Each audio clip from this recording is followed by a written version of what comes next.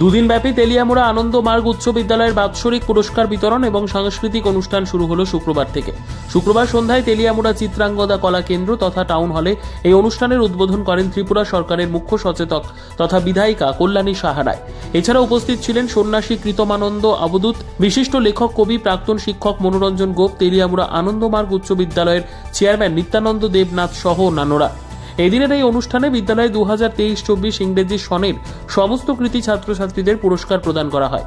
এছাড়াও এবছর মাধ্যমিক পরীক্ষায় ত্রিপুরার মধ্যশিক্ষা পর্ষদ সেরা 10-এর তালিকায় স্থান করে নেওয়া বিদ্যালয় থেকে 3 জন ছাত্রছাত্রীদেরকেও সংবর্ধনা প্রদান করা হয়। এদিন সকলের হাতে মেডেল, ট্রফি ও শংসাপত্র তুলে দেন বিধায়িকা কল্যাণী সাহা রায় সহ অন্যান্য অতিথিগণ। পুরস্কার বিতরণের পর বিদ্যালয়ের ছাত্রছাত্রীরা এক মনোজ্ঞ সাংস্কৃতিক অনুষ্ঠান পরিবেশিত করে। অনুষ্ঠানে বক্তব্য রাখতে গিয়ে বিধায়িকা কল্যাণী সাহা রায় বিদ্যালয়ের প্রশংসা করেন এবং আগামী দিনে এই বিদ্যালয়ের উন্নতির বিষয়ে সহযোগিতা করার আশ্বাস প্রদান করেন।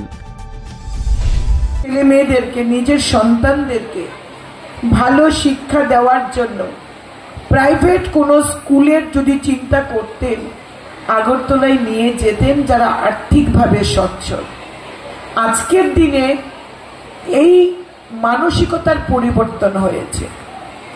আজকের দিনে কোনো প্রাইভেট স্কুলে শিক্ষাদানের কথা যখন কোনো অভিভাবক কিংবা অভিভাবিকা একটু চিন্তা করেন তার সন্তানের জন্য, তার প্রথম পছন্দ আনন্দমার্গ স্কুল।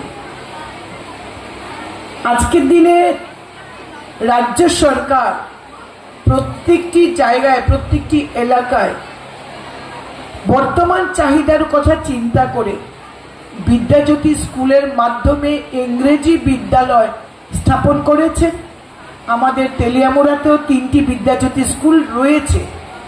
তারপরেও যারা মনে করছেন যে আমরা প্রাইভেট স্কুলে পড়াবো, তাদের কিন্তু প্রথম পছন্দের ঠিকানা আনন্দমার্গ স্কুল।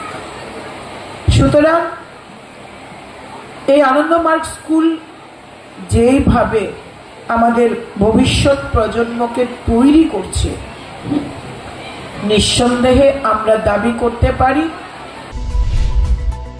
নিজস্ব প্রতিনিধির রিপোর্ট, দুরন্ত টিভি।